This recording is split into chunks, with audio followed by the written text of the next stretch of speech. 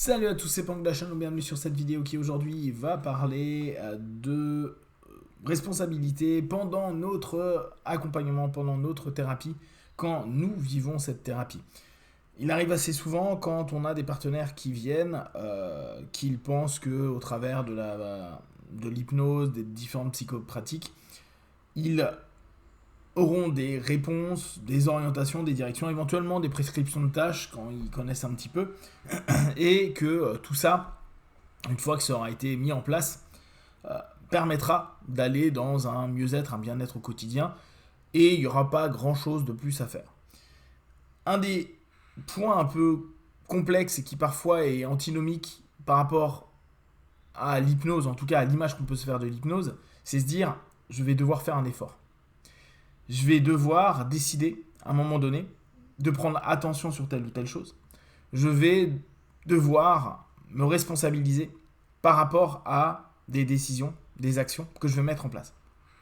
Et c'est vrai que on pourrait se dire, logiquement, si tu as fait ta session ritualisée, la mise en transe, les suggestions, les merges, éventuellement, si tu le fais un peu à la version ericksonienne en faisant oublier un petit peu les éléments pour que le subconscient puisse l'absorber le plus possible, on pourrait se dire, la session est faite, il se passera ce qu'il se passera, et puis le partenaire rentre et il verra si ça va mieux ou pas. Et dans ce type de discours, moi j'ai une gêne, c'est le si ça va mieux. Ce ça, ce il, cette espèce d'objet non défini qui n'est que très rarement la personne elle-même. Le je suis, le je fais, le je décide, le je suis responsable de. Alors, on sait que l'hypnose, c'est pas simplement mettre dans une transe réceptive. On sait que l'hypnose, c'est aussi faire émerger des choses. On sait que c'est permettre une communication entre le conscient et le subconscient, et donc permettre à ce subconscient de nous apporter un ensemble d'informations, de directions, d'idées qu'on va pouvoir recadrer, réexploiter, et bien sûr, après, au travers de certaines suggestions, on va offrir à notre partenaire la possibilité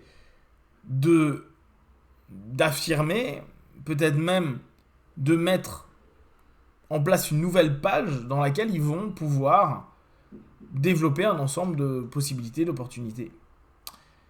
Seulement, à l'inverse de l'image qui parfois est compliquée à gérer, qui est je ferme les yeux et à partir du moment où je ferme les yeux, je reste passif. Voire mon praticien ne me pose aucune question, ne fait que dérouler ses suggestions, ses métaphores, ses idées, ses orientations.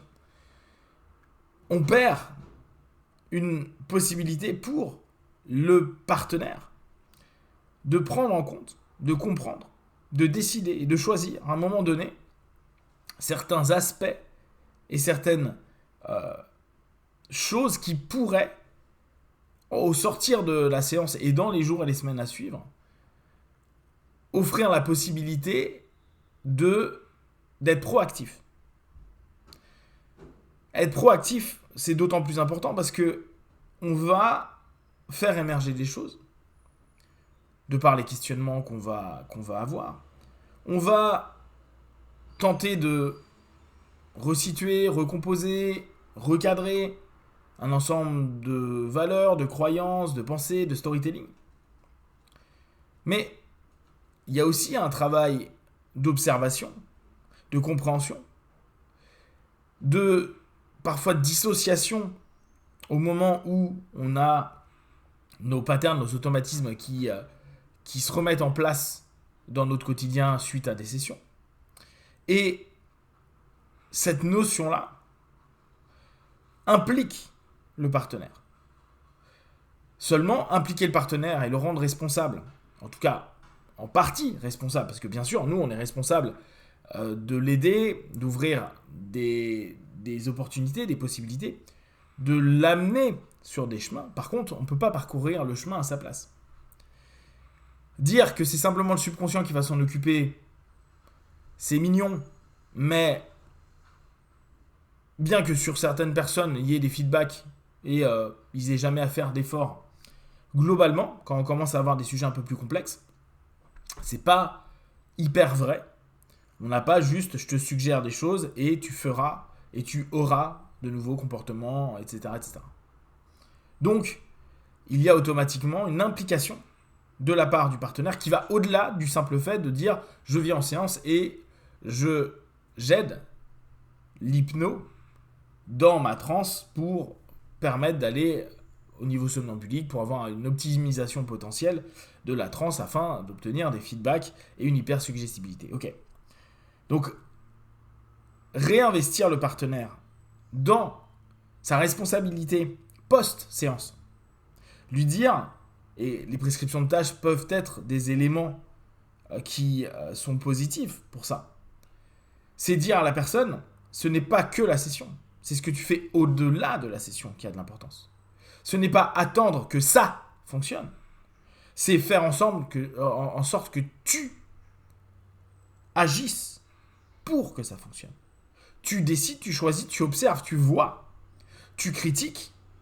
Tu peux aussi te rendre compte, tiens, ça, cet élément-là, cette partie de moi, dans cette situation-ci, ou dans celle-là, ça ne fonctionne pas. Ou en tout cas, j'ai un taux de réussite qui est très bas. C'est mieux, mais c'est pas encore très bien. C'est un peu mieux. En tout cas, je commence à observer, jauger, juger, et je me donne la possibilité, dès lors, à la prochaine session avec mon hypno, de revenir en train de dire, ça a avancé là-dessus, mais sur tel domaine, non, ça n'a pas fonctionné. Là, j'étais très bien, et puis j'ai revu telle personne, et à ce moment-là, j'ai plus du tout réussi à mettre en place ce que j'avais décidé, ou ce qu'on a travaillé, etc. Néanmoins, le gros hic, quand tu commences à expliquer à tes partenaires qu'ils vont devoir être responsables, et que, bien que tu fasses de l'hypnose, ou de la psychopratique, qu'importe laquelle, il y a une démarche qui se fera en dehors de la session, c'est que ça demande de l'énergie. Or, vous savez que l'énergie est un élément clé pour le mouvement et que beaucoup de personnes n'ont pas l'envie ni la possibilité, tout simplement. Ils sont dans un état où ils ont très peu d'énergie et dès lors, ça devient ultra complexe pour eux de s'investir ou de faire au-delà que simplement venir à une session. On le voit notamment avec les personnes dépressives. Donc, dire à une personne, ok, la session d'hypnose, la suggestion, la transe, les travaux qu'on va faire, il peut y avoir un impact. Il va y en avoir un certainement. Néanmoins, il faut que tu le complètes. Parce que c'est qu'une partie de ton cheminement. Parce qu'on ne travaille pas que sur ça.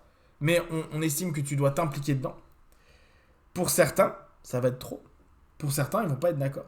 Donc, ils vont tout le temps chercher un système qui ne leur demande rien d'autre que d'être en session, de faire la session, puis revenir la semaine qui suit, dans 15 jours, dans un mois, etc. etc. Et entre-temps, laisser ça devenir. Voir si ça marche. Et si on regarde d'un point de vue global, c'est une fois de plus mettre notre partenaire dans une posture d'enfant. À la place de lui dire, mon ami, tu dois avec toi-même devenir adulte. C'est pas pour les autres, c'est pas pour le monde, c'est juste pour toi. Et même si parfois on peut avoir des postures en mode parent en tant que praticien, on pousse notre partenaire à prendre une posture d'adulte responsable. Et que son bien-être, c'est pas nous qui lui permettons de le vivre.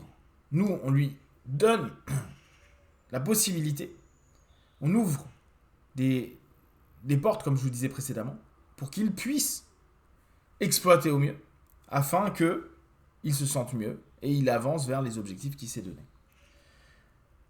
Amusez-vous à voir et à faire dans les pré-talks avec implication du partenaire et sans implication du partenaire et observez ce que ça donne comme feedback de vos partenaires aux séances qui suivent. C'est hyper intéressant, hyper instructif et vous allez voir même à quel point sur certaines personnes, le fait de faire quelque chose, ça devient quelque chose d'hyper stressant, gênant, voire ils se mettent en enfant adapté et ils veulent bien faire Mais là encore, ils ne deviennent pas adultes. Et là, il y a encore autre chose à voir. Si vous avez des questions, des remarques, partagez sur Facebook, YouTube, j'y répondrai le plus rapidement possible. Comme d'habitude, de tout ce que je propose, ne prenez que ce qui est bon et juste pour vous. Testez, observez, analysez et concluez. Be one. Ciao.